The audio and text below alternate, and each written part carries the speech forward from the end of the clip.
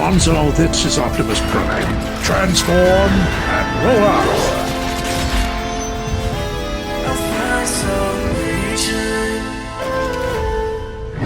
What's up, Alfonso Nation? Welcome back, everybody, in here, out there, and all over the place to Teletraan Report. That's right, we are back at it with another rendition, another episode, and we got some news to cover. It's not like a major news day, but it is a news day, and that's good enough. I do want to do something a little bit different for this episode, and I might do this going forward, depending on how many updates I have for these segments.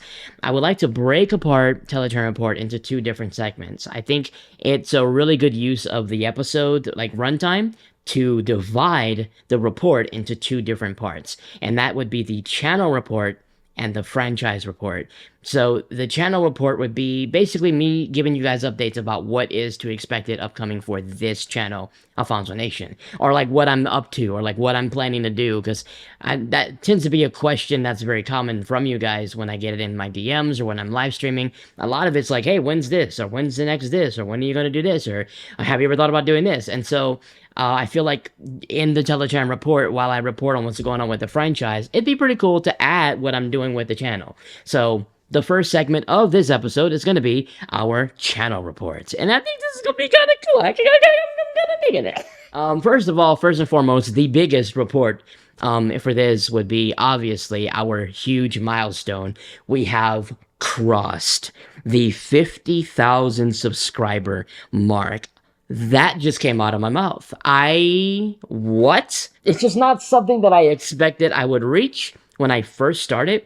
Now that I'm here, it's just like, what? Like, literally, a couple years ago, I was like tens of thousands of subscribers smaller.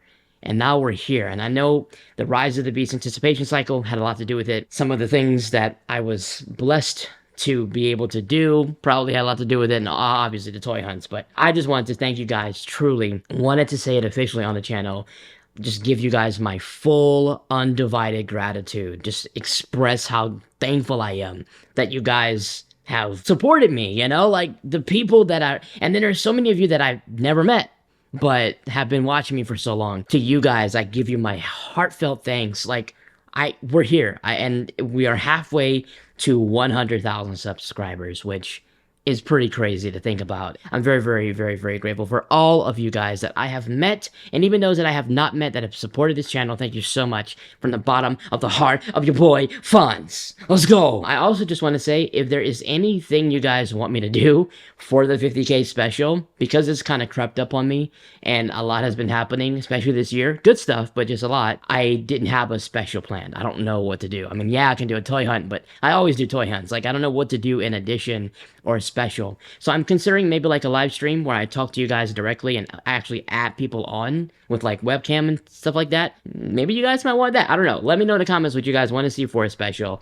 and just generally for the channel going forward. So in addition, I want to announce that you guys can expect more Teletraan toy hunts to continue in the final months of 2023, because like I've been saying, you know, I love to do toy hunts. They're so fun and exciting to do, and you guys love watching them, but I don't like just making the hunt just for the sake of it. I want to actually be looking for something, like actually hunting. I know, mind-blowing concept. I don't want to force hunts. I want them to be real, and it's about to get real, because we have Studio Series Rise of the Beast Optimus Primal, the leader class, and also the Mirage Deluxe class. Those are absolute must-haves. Primal is one of my most anticipated figures right now, so whenever I get the announcements that they have arrived at US retail, your boy's rolling out. So just be ready for that. And also the holiday season is kicking off, so the stock is about to really start kicking up. You know, this is when the point of sales for action figures will be at its highest. We're entering the holiday season. What is happening? We are in October. Why is time moving so fast? The most wonderful time of the year is upon us for 2023, and expect the toy hunts to follow suit. In addition, I do have a new announcement that we are going to be officially getting new Alfonso Nation merch, baby. Let's go. We have a new merch shop and a new merch vendor. So we are going to be leaving Teespring. We have a new vendor that I did some background work on. They actually sent me an invite. I didn't know they existed, and when I did some background checking on them, they are pretty solid. And so I've basically just been spending a lot of time single-handedly designing all of these shirts on my own, trying to make them creative and fun, trying to do my best with the time that I have to design, and then obviously quality test the samples by, making sure that they look good in person. So it's been a process, but we are closing. I just don't know how many designs I want to start off with. I don't want this to be just 2 or 3 designs. I want a little bit more than that. Maybe October, maybe November, I'll announce the new merch. And hopefully you guys support it and you guys like the designs, because that would be epic.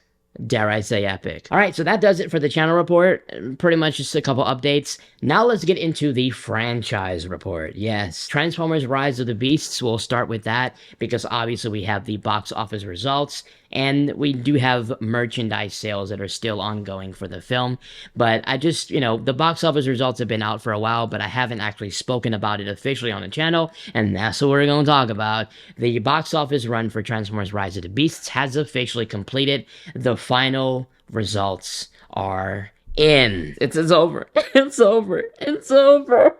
Oh man, it was such a fun anticipation journey, man. The trailer, all the freaking posters, and it's over. Like we're looking back on Rise of the Beast now. We ain't looking forward to it. Like it's happened. It's wild. But anyway, we were eager for it, and we did get a 1-year delay, so I think it was time for it to finally arrive. And the box office results are not the best, but this is what we know. So the domestic total for Rise of the Beasts ended up being at 157 million, 60 million of that being generated from the opening weekend, which ended up beating Across the Spider-Verse at that time.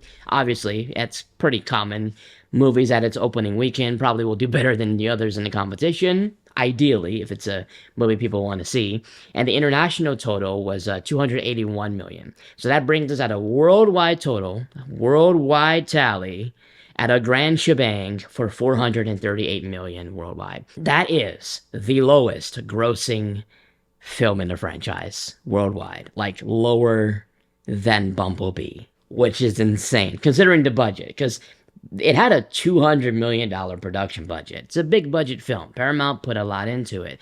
And it needed at least $400 million after marketing expenses and ticket sales to break even. Well, after the tally has been counted, it looks like the film has reportedly broken even in revenue, now, which is good, but not great. Like, it's good that it didn't really fall that much into a deficit, but that means it did not really get that much profit. Now, there is a bit more revenue expected. I mean, this is not the completed amount of revenue for the actual installment of Rise of the Beast, because we have still some figures, action figures, collectibles, and we have the home release of the film as well, the Blu-ray, DVD, and all that. So there's still some merch that they have to sell, but the bulk of the revenue, the results are pretty much in, and we are at the lowest grossing Transformers film in the franchise.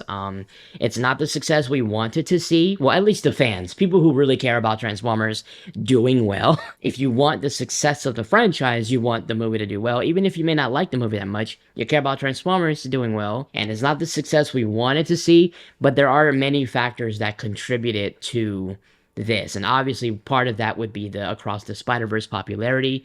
That was a heavy challenger of Rise of the Beasts. I mean, this was we're talking a highly anticipated Marvel sequel with, a really strong foundation with Into the Spider-Verse, and then you put that versus a new kid on the block, so to speak, trying to regain its footing after a smaller budget film, Bumblebee.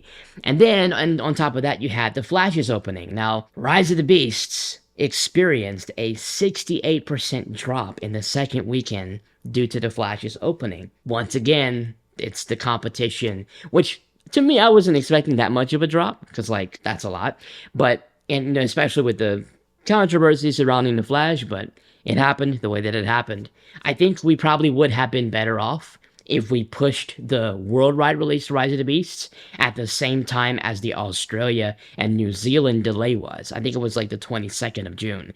Yes, we would have been upset. We all would have been hot and bothered, but, the 22nd of June would have arrived, and we would have been fine after that. Hindsight is 2020. I think we probably would have been better off, considering the competition, if we would have pushed it to the end of the month, and we probably wouldn't have seen that 68% drop on that second weekend. And we probably would have ended up doing a lot better. And I also think it's possible that maybe the stylistic shift of the film and the years of movie silence ever since Bumblebee, and really movie silence big budget since The Last Night, maybe that contributed to like the disconnect of public interest. The fans obviously were all a part of it, but the general public are like, oh wait, what is it? Is this part of the Michael, or is new, or who is? And then I didn't even see Bumblebee. Like, the general public may be like, I'm good. It just doesn't seem that interesting, but we love it, right? And so I guess that could be part of it. Just it didn't capture that generic attention. It really captured the fans' attention, which it should. Transformers movies should be made for Transformers fans.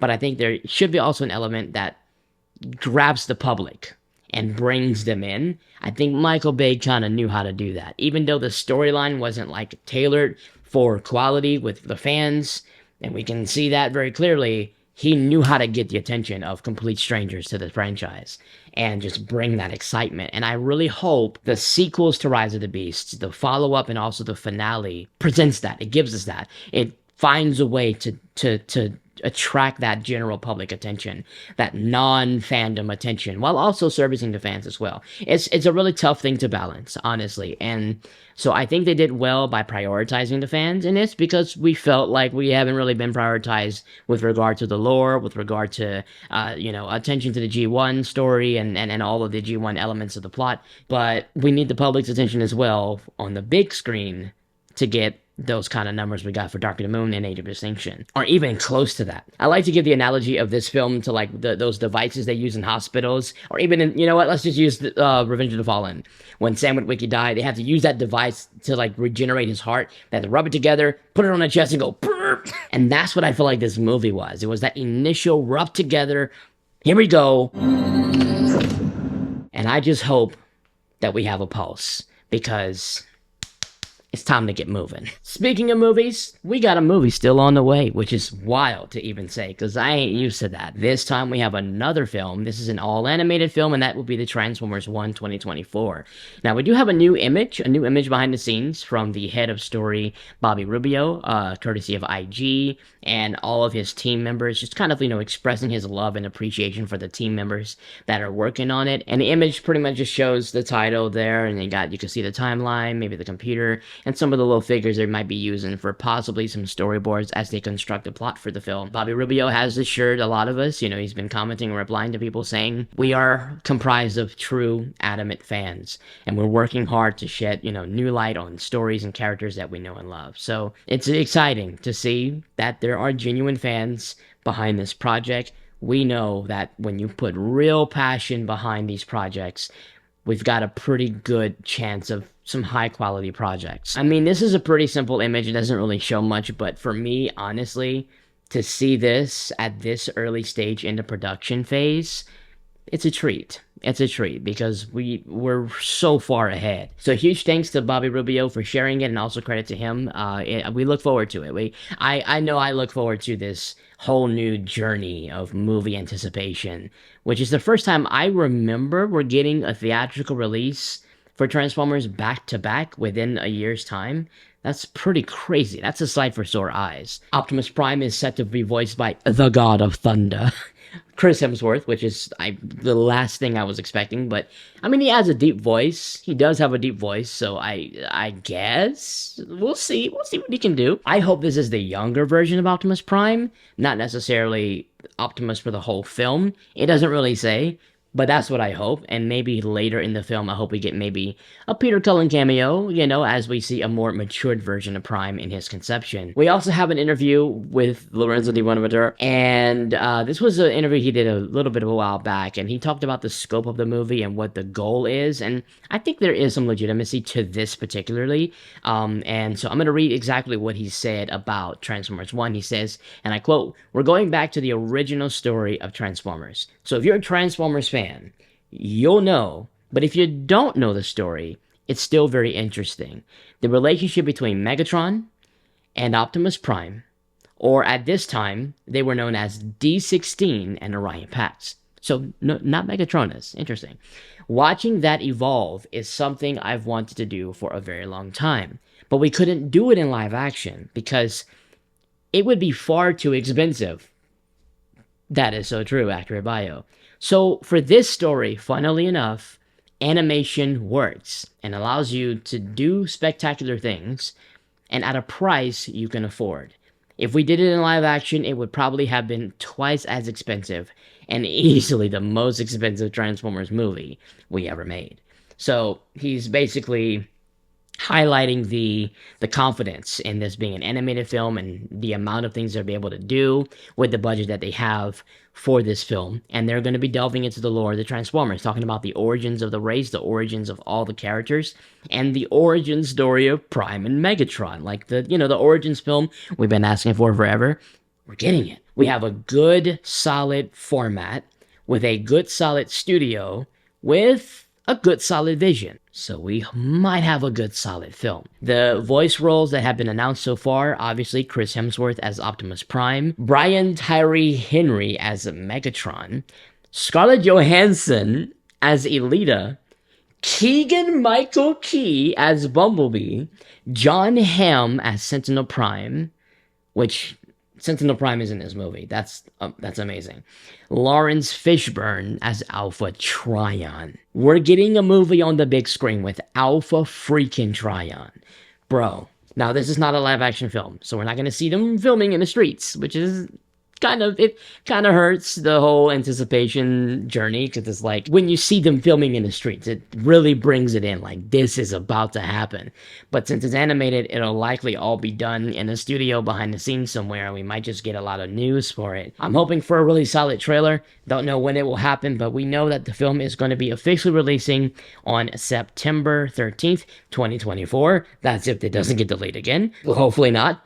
And if it does, then whatever. You know what? At this point, after what happened with Rise of the Beasts, delays happen. It's part of the movie production process, as long as the movie comes out good in the end. Next up, let's talk about Transformers Reactivate. Where is the news for this game? Like, this was announced at the Game Awards on December 2022. We are almost at December 2023. And we got a trailer. It was like a reveal trailer, but it was more of a generic, like, trailer. There was no gameplay or no characters. And obviously, it was probably early on in the process, so that's understandable. But we just haven't heard much of anything. Like, even just, hey, still working on it. So there's not much communication about the game. We did at one point get some, like, potential screenshots of, like, the gameplay. And we had, like a robot character roster with some incredible designs, some insanely good designs.